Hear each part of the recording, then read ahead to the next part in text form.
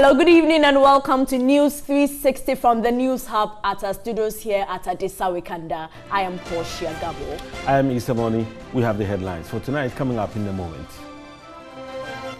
26 Togolese nationals in police grips for planning to stage an unlawful demonstration. And also coming up, Food and Drugs Authority warns the public to be on the lookout for bloated and slightly rusted canned food on the markets. Residents of communities along the Kaswa Obom Amasaman Road live in fear as a newly constructed road becomes their worst nightmare. We'll go to the Ashanti region where 14 students of the Kumasi Technical University sacked after gaining admission with fake WASI certificates.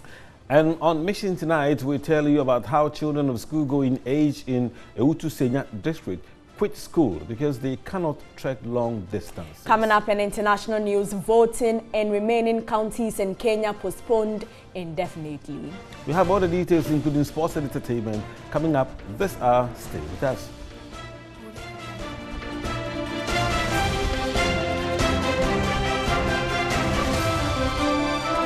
And on to our first story, the 33-kilometer Kwafu Krom Apedja Road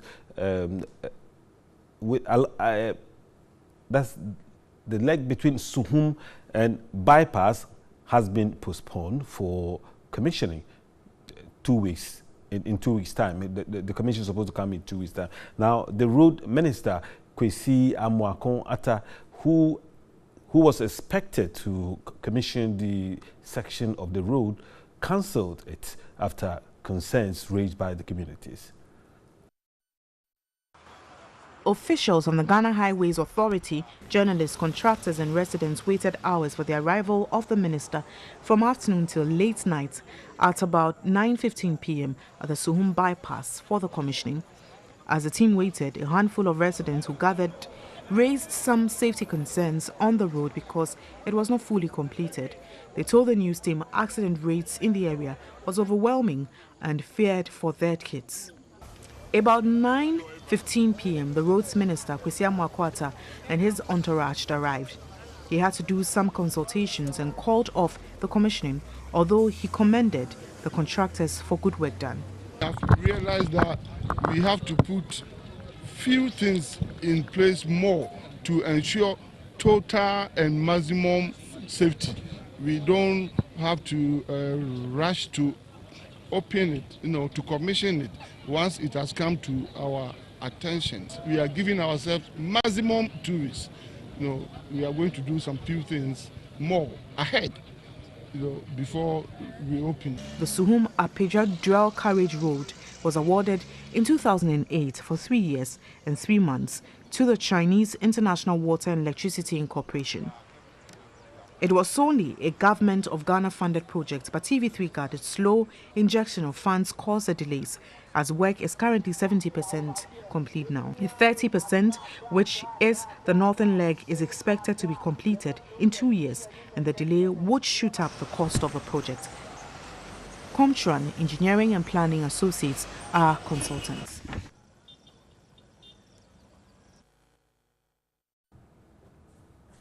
Still on roads, not a week passes without an accident on this road. Well, that's according to the chief of Domiabra in Kaswa. Residents of communities along the Kaswa Obom Amasaman Road live in fear as a newly constructed road has become their worst nightmare. Catherine Frimpoma has the rest of the story.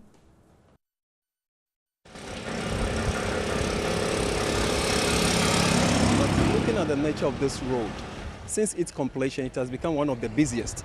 So if they haven't done with this road, all that we are calling for now, they should come and build the speed ramps as well as the pedestrian crossing so that the kind of accidents and the cars that are knocking people down will reduce.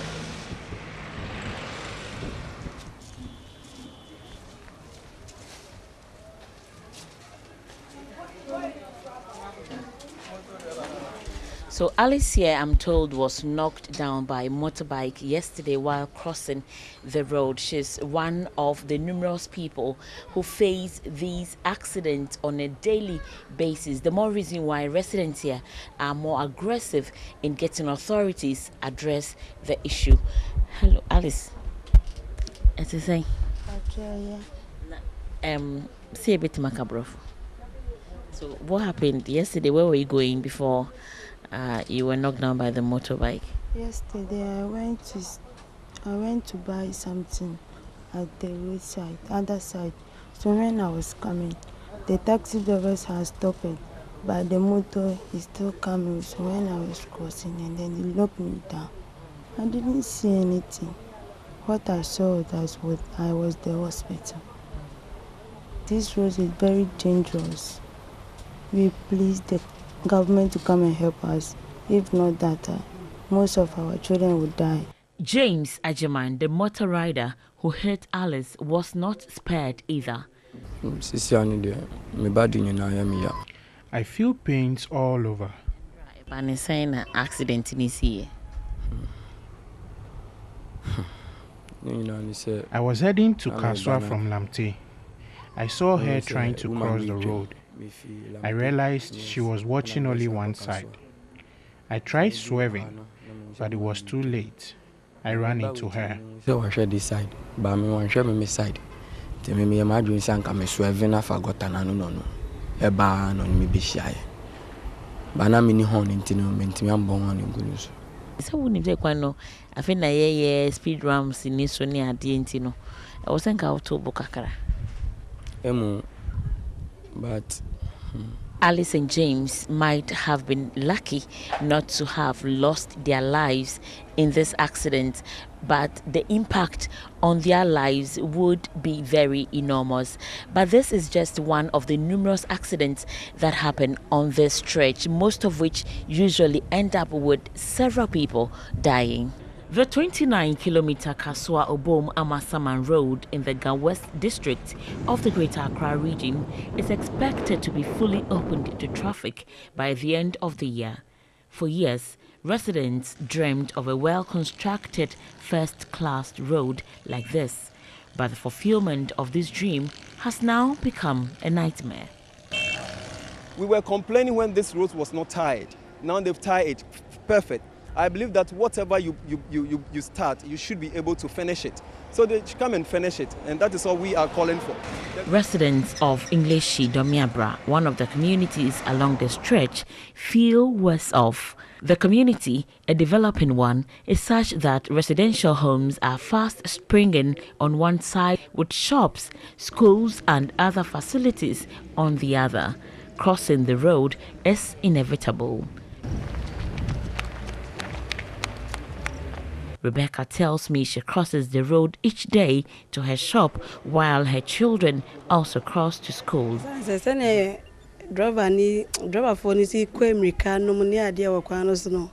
It is very risky crossing the road. The speed is too much. Sometimes I have to wait till there are no cars. The worst is when the children leave for school. I am restless until they are back. There are no bus stops, speed ramps, nor pedestrian crossing areas along the 29-kilometer stretch. The few street lights mounted were not functional, making it risky to drive at night. Just recently, school children, they are just going to this thing, and then it's unfortunately car knocked them, and they just even tear them like this thing. It's very bad.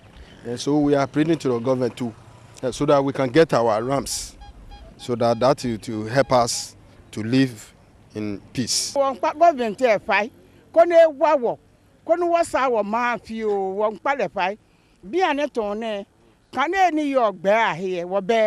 We plead with the government to help us develop our town.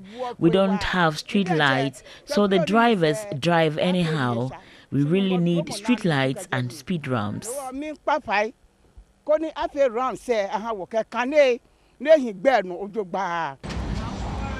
Torn between the rock and the hard place, this remains the only solution for residents of Ingleshi Domiabra. Definitely not the best in terms of safety and standards, but it's definitely better than having to cross the road at the peril of their lives. The 12.4 million cedi project formed part of the 21 road projects in the area initiated by the John Mahama administration to provide convenient alternatives for motorists traveling from Kasoa and its environs to the Amasaman area. It may, however, do more harm than good if the accompanying facilities are not fixed on the stretch. Catherine Frimpoma, TV3, Accra. Right, from Kasoa and Amasaman, let's talk about drivers who now apply the Koforidua Mumfi Road, and they have expressed frustrations applying the Kwamusu section of that road. The estimated 20-kilometer stretch is under reconstruction. Of the Koforidua Mumfi Road were giving out for reconstruction in August. Contractors were to work on the drainage system in several sections of the road that had gone bad. Drivers expressed worry work was not moving fast as expected, affecting them. Water has taken over half portion of the road, making it difficult to be assessed. Contractors were on the road to salvage the situation by filling the other section to allow for access as work continues. Speaking of Kama, they explained they were building two types of culverts of 90 millimeters and 1,200 to replace the inadequate and weak ones previously on the road. Culverts, when fixed, is expected to last between 21 to 28 days to cure before backfills on the approaches are done. They told us the drains and difficulty in accessing raw materials were key challenges which caused the delays. We gathered work began in August and it's not clear when work will end. We're told it is an emergency project and work will be done within an emergency period. The Koforidua Mumfi Road is a highway used by hundreds of vehicles for business activities on daily basis, carting farm goods to bigger cities and for referrals to the hospital facilities in the regional capitals, Koforidua or Accra. The Eastern Regional Outfit of the Highways Authority, when contacted, said efforts are being made to speed up work on the road. Let's now go to the central region where outgrower farmers with the Ayensu starch factory have expressed dissatisfaction with management over delays in payments for their produce. Citing the starch factory at Bodrasi was to give the rural dwellers a means of livelihood. The facility operates a farmer outgrower scheme. This means the farmers cultivate cassava and sell the produce to the factory. The factory currently has about 120 acres of farmland which has been cultivated. The cassava variety planted here is high in starch content and is given out freely to the farmers. This is the demonstration farm of the Ayensu starch factory. And what is happening is farmers are harvesting the cassava, and in a day they harvest between 30 and 50 tons. In other jurisdictions, over 70 tons of cassava per hectare yield is obtained. However, in Ghana, between 25 and 40 tons per hectare is realized. Kojo Mensah is the chief farmer. And the problem that we had on the machine was not working well, and it let us stop harvesting. But as of now, we can see that the machine is operating well. So we are happy to give the machine enough cassava for operation. Other workers complain on the wages they receive, asking the factory management to be forthcoming readily with their wages. Yes, sister, I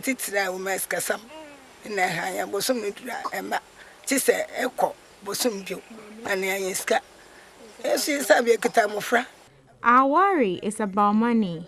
We are always paid after the month. I am old and I have children.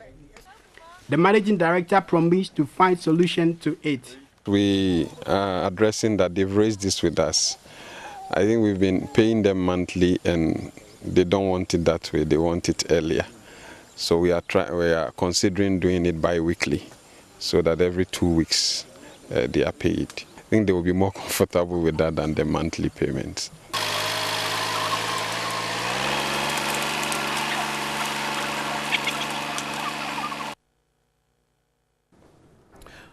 Now, the police in Accra have arrested 26 Togolese nationals who were part of some 300 who were planning to stage an unlawful demonstration over the political situation in their country.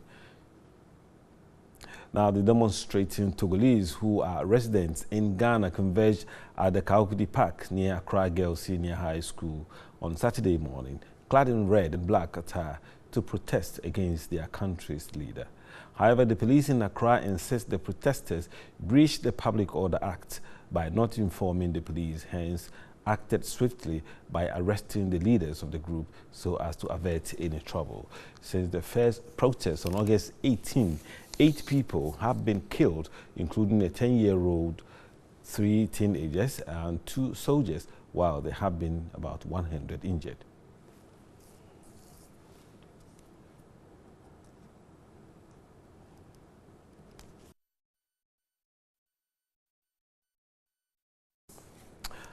And to expand this issue, we have ASP Ifia Tenge, who is a PRO for Accra Police Command. Good evening, madam, and thank you for joining us. Good evening. Can you confirm that some people have been arrested, alleged to be Togolese, in relation to a planned demonstration in Accra? Yes, I can confirm that people have been arrested this afternoon for a conduct they have put up that the police believe they have breached the Public Order Act. So these persons, that's about 26 of them, have been arrested, and they start the process before the law courts on Monday. So have the police investigated to find out what exactly they were converging for? Yes, the police received a notification from this group that they wanted to embark on a demonstration. And when the police had a look at their letter, we realized that they have certain loopholes in them. They couldn't provide the police with the purpose of their gathering. They couldn't tell us the time, the date, and it wasn't even signed by some of the leadership. So the police asked that they go back and furnish us with this information. But it looks as if these people never complied with that before we realized they had gathered on the grounds of Kaluga Park, and our intelligence gathered indicated that they wanted to march to the Togolese embassy.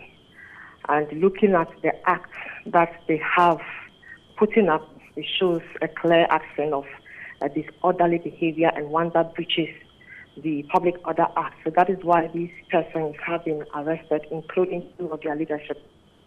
So which part of the Public Order Act have they breached exactly?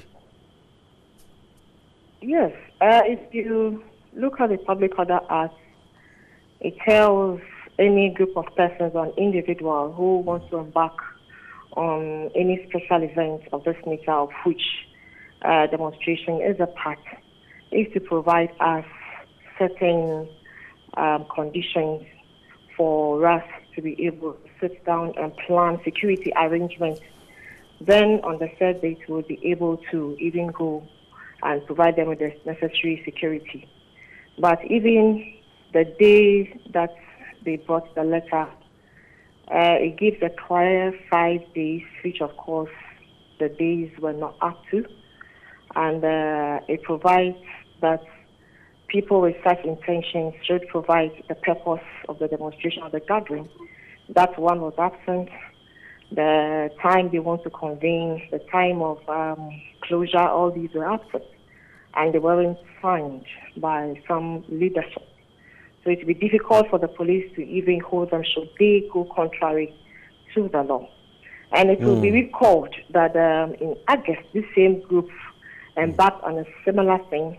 One of them, they converged on the premises on the or around the Togo embassy area. The police was able to disperse them. And again, on the same park, somewhere again in August, this same group also, we identified their leadership, we spoke to them, we advised them on what to do per the Public Order Act and per what responsible people are to do. But it looks as if all these are falling on deaf ears. That is why we are acting the way we have. So where are these 26 people and what is going to happen to them next? They are with the police. They are in police custody. And we have cautioned and also taken statements from them.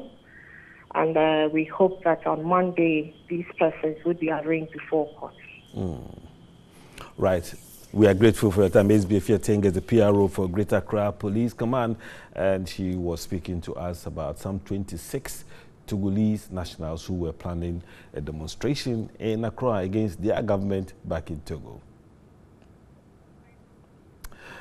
Now, increasing interest in citrus and oil palm farming in the Accra constituency in the eastern region has also taken up the last 2 years, or has gone up in the last 2 years. Now, residents believe if government invests in the produce, it will speed up development of Accra. Here's a report by Benjamin Edu. The news team's recent visits to the area saw many of the residents engaging in citrus farming, oil palm, and other ventures. The performance of the small-scale oil palm and citrus farmers in the area show, given the necessary support, the area could go a long way in its agro-industrialization efforts. A total of 200,000 farmers in Ghana work in the citrus industry. But insect infestation and plant diseases, together with unproductive work processes, often harm for production. Many of the seedlings are pest-ridden, making them useless for further planting. In some parts of the country, low patronage and consumption of citrus fruits, particularly sweet oranges, compelling many orange farmers to abandon the farms of the citrus fruits for other cash-rewarding crops. Oranges suitable for juice making, jam, and extraction of essential oils from the peel are good sources of income. Orange yield has increased tremendously in Edukrom in the eastern region, and farmers are happy with the position. But the availability of ready markets is a challenge. The Edukrom Hine Nana Otutu Abebio V was, however, worried about some challenges in the area. Post-harvest loss is another challenge that we are facing, especially when you don't spray and you don't do the regular cultural practices by pruning it, spraying against insects, and also regular visits to the farm. It's also another problem. And sometimes the chemicals, not all insecticides can ward off the insects of citrus. Sometimes you need to get a prescribed insecticide for the citrus. Some of the farmers and opinion leaders in the area also spoke to the news team. Our honest appeal to the government is looking at the nature of the land, the landscape. If the place were to be opened up by construction of access road, that can also help to reduce post-harvest losses. Away from the eastern region, the Energy Commission has announced plans to audit all electrical wiring systems at the various markets and fuel stations by the end of the year. The move is to ensure compliance by the various markets and fuel stations with the mandatory 10-year audit of all electrical wiring systems. A report by Benjamin Edu. The exercise comes on the back of various market fires and recent fires at fuel stations in the country. Though the most recent one at the Atomic Junction in Accra is largely attributed to a gas explosion, some players in the industry believe the development could also escalate when there are faulty electrical systems. Officials from the Energy Commission visited the Kumasi Central Market to inspect their electrical wiring systems. 2 shops were selected for the exercise, and officials from the Energy Commission found out their electrical wiring systems were bad and quickly disconnected them. The exercise will be replicated in other shops within the market. Over the years, the market has experienced more fire outbreaks, which have been attributed to the old and improper electrical wiring systems in the market. A lead trainer for certified electrical wiring professionals at the Energy Commission, Awal Sakib Mohammed, said their immediate action is to get the market and fuel stations audited to ensure safety. Electrical fittings and accessories are supposed to meet the requirement of Ghana Standard 1009. We identified that everything that was used there do not meet our requirement, and for that matter, it poses danger. So as a result, we advanced for disconnection of the shop. The Executive Secretary of the Energy Commission, Dr. Ofosu Ahinkra, announced that they will ensure the electrical wiring regulation is enforced. Filling stations, shops and commercial facilities which are 10 years or more are to undergo mandatory inspection. The electrical wiring regulation of 2012 was passed as part of efforts to curtail frequent fire outbreaks in private and public facilities. Nursing mothers of the St. Theresas Hospital of Nkranza and the Bonafo region sleep on the bare floor with their newborn babies due to labor ward congestion. Records indicate St. Theresas Hospital in September this year alone recorded 131 deliveries, representing an average of 5 deliveries daily. Johnson Techi reports. Deliveries at the St. Theresas Hospital has soared. In September alone, a total of 131 deliveries, representing an average of 5 deliveries daily, were recorded. The congestion has forced many of the women in labor to sleep on the corridors. They lie on the bare floor, awaiting the arrival of their children. The senior midwife in charge of the St. Theresas Hospital is Cynthia Osei-Boachi. The place is too small for us. You see, every patient has to get a bed, but due to that shortage, they are all lying on the floor. You have to kneel down and see before you can listen to their fetal hearts. Even if the infusion is also finished, you have to also kneel down before you can help them to change infusion and the rest. In fact, we are suffering. Another worrying situation at the labor ward is that the hospital has no single incubator. This has compelled them to use an improvised radiant warmer light to ensure the babies are being provided with some amount of heat. Cynthia Osei-Boachi says many of their newly born babies who deserved longer protection in the incubators are referred to Techiman Holy Family Hospital to ensure their safety. Senior nursing officers have to share a small table in an enclosed office to their labor ward to file their records. Currently, the government owes the hospital 8 months of NHIS arrears. The human resource manager of the hospital, Cosmos Yeboah, expressed worry as the hospital is constrained to buy drugs. Regular payments of claims by the NHIS to the hospital. As I speak with now, we have received up to August for last year, and then January to March 2017. The rest we have not received it. The municipal chief executive of the Nkranza Assembly, Dinah Atta Kusiwa, says government would soon address their challenges. I have to sit down with my MP and then the management of the assembly and then to discuss it.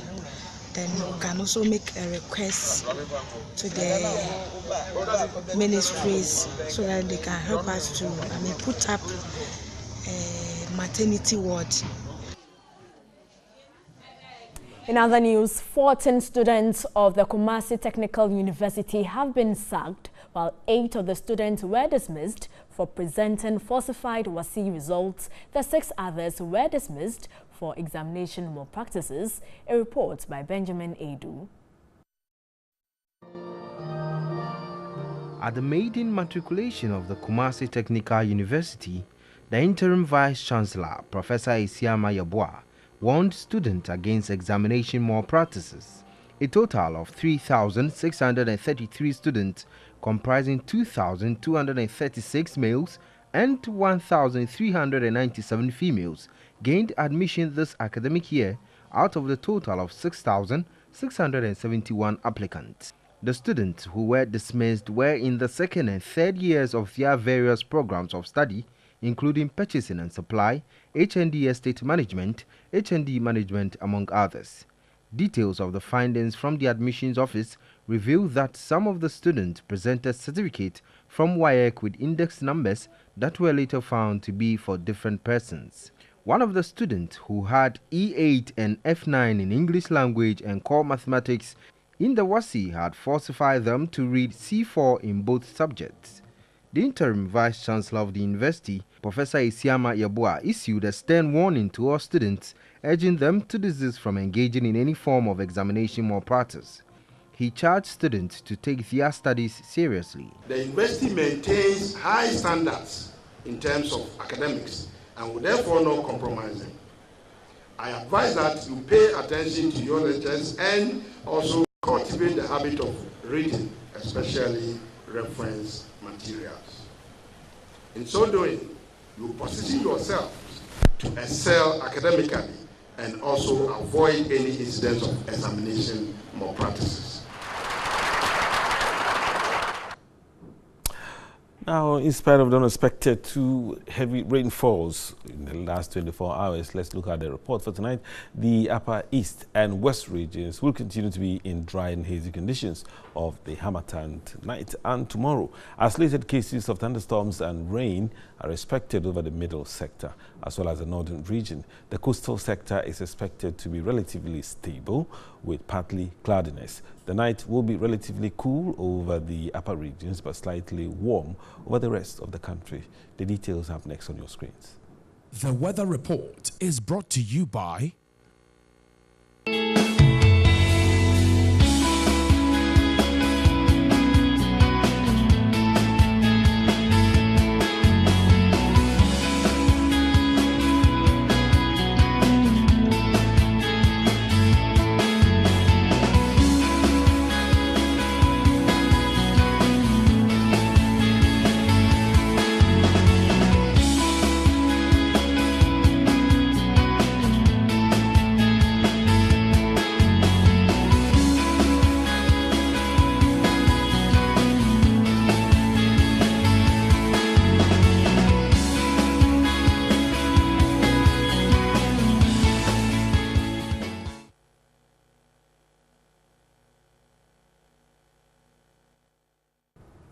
You're still watching News 360 and still to come tonight.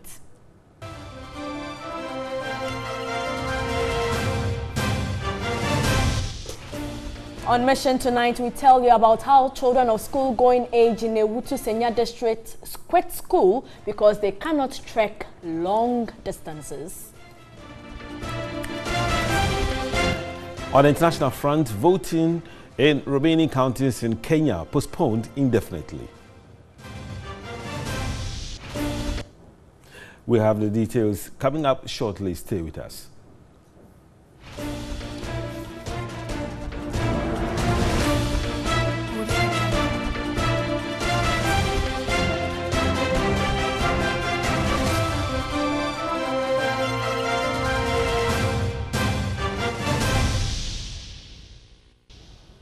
In more news tonight, the Food and Drugs Authority has warned the public to be on the lookout for bloated and slightly rusted canned food on the markets. According to the Ashanti Regional Head of the authority, Nora Naki Telabi, a bloated can is an indication of microorganic activity in the can. A report by Benjamin Edu.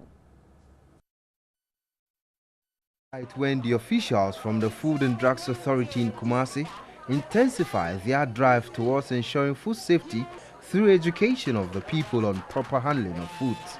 As part of this, the authority organized a Durbar for market women, traders and food vendors at the Asafo market in Kumasi.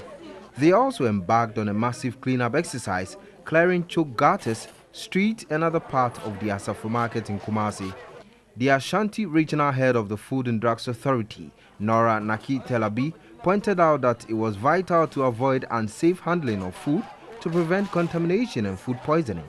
She touched on the need to ensure food hygiene at all levels of food processing, from purchasing, preparation, storage to when it will be consumed. We are educating the market women that if you are having vegetable, how to handle your vegetable. Don't put your vegetable on the bare floor. If the vegetable is spoiled, if it's rotten, dispose of that and sell the good one. And in that vein, we are telling you, the consumer, that you have your money. If you are out there to buy anything, make sure you buy what is good. Don't buy the bad produce because they are cheap. She called for keeping of clean environment to drive away rodents, insects and pests who could render food toxic.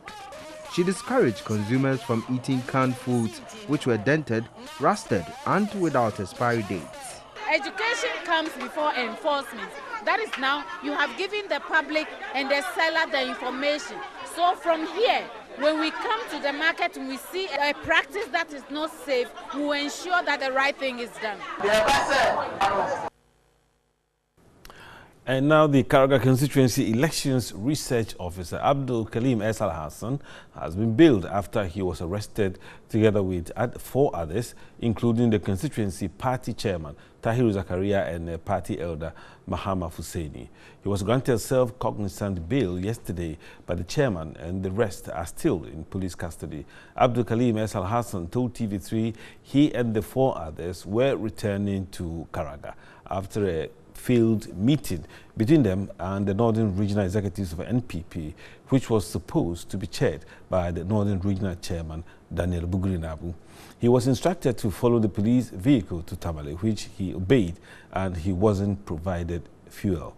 The police say Constituency Chairman Tahiru Zakaria, Constituency Chairman of Nasara Coordinator Baba Osman and Party Secretary Abdullah Ziblim and a party elder Mahama Husseini were arrested following their refusal to honor a police invitation by the Northern Regional Police Command.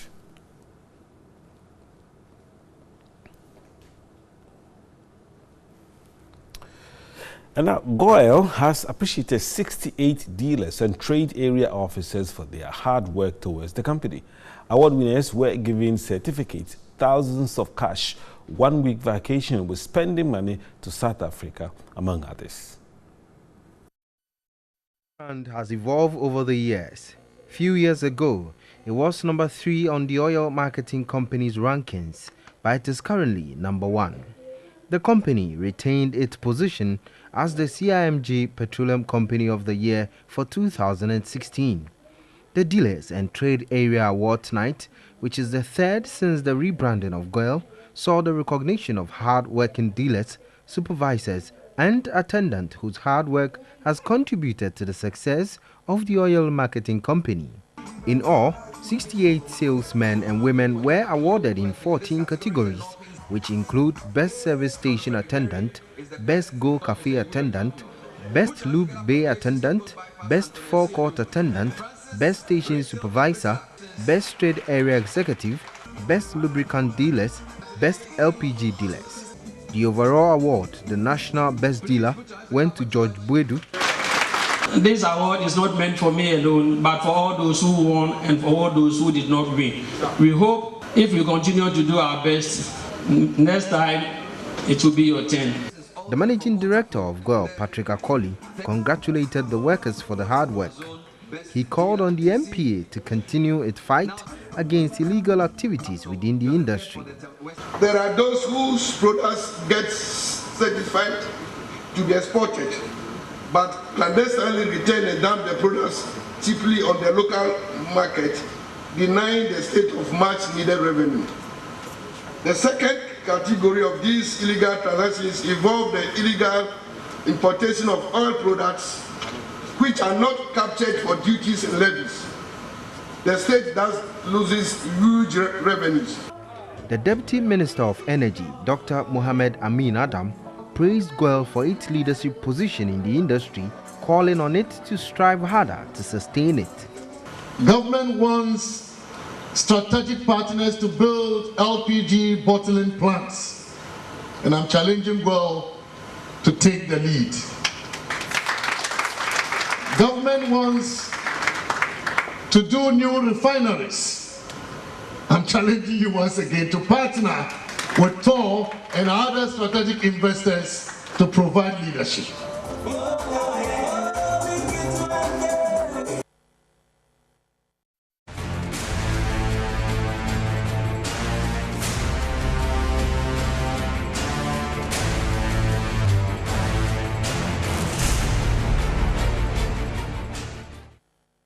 You're watching News 360 from the News Hub, and it's now time for Mission. Well, this program is supported by Star Ghana with funding from UK Aid, Danida and the European Union. We first begin from the Central Region, where junior high school students of the Odotum SDA School in the Wutusenya district study under trees, while the construction of a school block has been abandoned.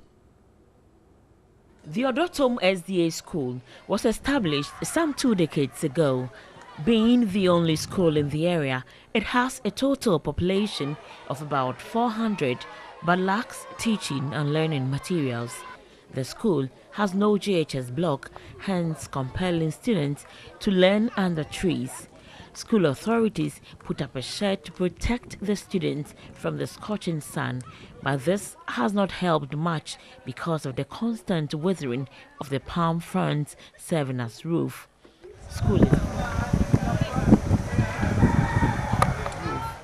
School is forced to close whenever rain threatens. Pupils find conditions under which they study discomforting. If rain is coming, we run. If it is not yet to close, we will close at any time. When the rain comes, we cannot sit here at all. So when the sun is shining, we can't learn here. Early 2016, the Owutu Senya District Assembly awarded a contract for the construction of a junior high school block, but the project was abandoned in this bush at the foundation stage. Stones and blocks meant for the project are being pilfered. Nathaniel Edu is their representative at the assembly. That project over there, the contractor came here, he started the job, he brought the iron rocks and then the blocks. But at a point, and this man stopped the work, we made a follow-up to the DCE, by then the DCE, and we were told that the contractor is having a little problem, that he will come and continue. But through that, up to date, nothing has been done about it. The teaching staff also sit under trees to mark classwork. They say some pupils have dropped out of school due to the poor condition. Aside this challenge, the school has 6 classroom blocks which accommodate pupils in kindergarten 1 to upper primary 6, but most of the classrooms have no furniture.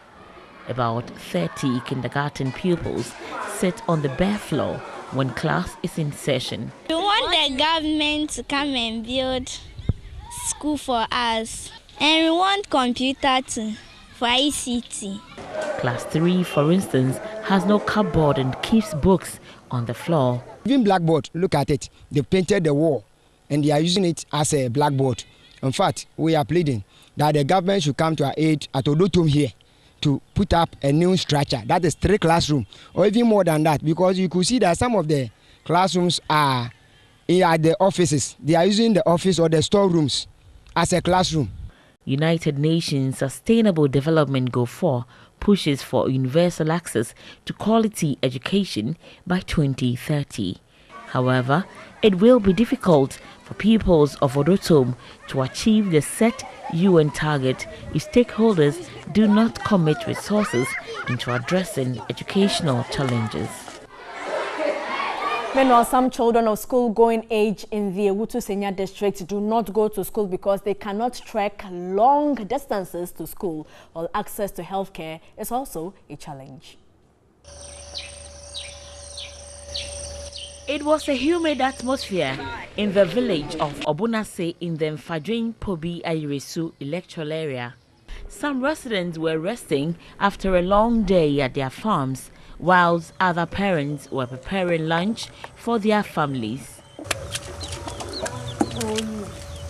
This community apparently is one of the oldest settlements in the Owutu Senya district. Also poverty-stricken, the community cannot pride itself of any developmental project. For residents in this part of the central region, access to education and health have been their major concern. Many children of school-going age do not go to school. A nearby school is about 10 kilometers away from Obunase. An under-resourced chief's compound is also situated at Ayiresu, about 7 kilometers away from the community. The community is far from town, hence vehicles hardly ply the area, making it difficult for residents to have access to health care. This, they say, impacts negatively on them. Because we are few people in this community, no one listens to us. Children often fall sick and we have to carry them on motorcycles to hospital. Sometimes it's risky. An elder of the community could no longer bear the frustration. The road network is very bad. we find it very difficult commuting on it when going to hospital. We are really in a bush. Children in this part of the country suffer the most when they fall sick due to the unavailability of a health facility. Achievement of the United Nations Sustainable Development Goal 4 on universal access to health could be made possible in Obunase if duty bearers commit resources into addressing their needs. Well, that's it for the program. Mission is supported by Star Ghana with funding from UK Aid, Danida and the European Union. Thanks for watching.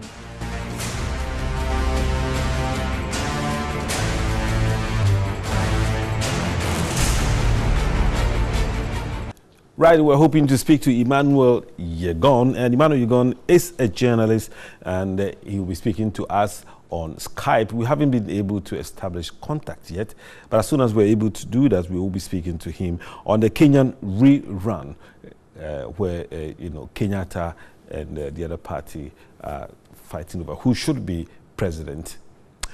Now, before we end the bulletin, the women in mining at the Asanko mines in the Amansia West District of the Ashanti region have joined the global community to mark this year's Breast Cancer Awareness Month with the launch of Breast Cancer Awareness Program at Mansun Kwetia. The project is aimed at intensifying breast cancer awareness and raise funds to support affected patients. Viewers are cautioned some of the visuals could be disturbing. For the month-long program included health screening exercises and a forum on the theme Breast Cancer Awareness, a Shared Responsibility. The event was also used to launch the Asanko branch of the Women in Mining to carry out series of activities among women in the area. Asanko deemed it an utmost priority to raise awareness and assist women with breast conditions to seek early medical treatments. The general manager in charge of operations at the Asanko mine, Charles Amwa, called on all to help in eradicating breast cancer menace among women. Breast screening, because that's an area that we believe that people don't consider it as very much important. And people also have always attached stigma to breast cancer diseases. So we felt that this is the opportune time to dispel that notion. A physician assistant of Breast Care International and Peace and Love Hospital, Bridget Norte-Mensah, says statistics of women getting diagnosed in late stages due to lack of awareness and education is affecting their activities. She underscored the need to make a positive impact, and this can significantly reduce the number of affected women who are isolated and left to die. If we depend on these myths and misconceptions, we will still sit down, folding our arms, doing nothing, and then wouldn't be able to control this breast cancer. We hope that in future, breast cancer will be controlled. Well, I'm sure the fight will not be only in Manson Quarter, right? It should be everywhere in all parts of Ghana. That's all for this edition of News 360. And of course, there will be updates on tradenews.com, all the stories that are of interest to you. My name is Isa Moni. And I am Portia Gabo. Enjoy the rest of our programs. Good evening.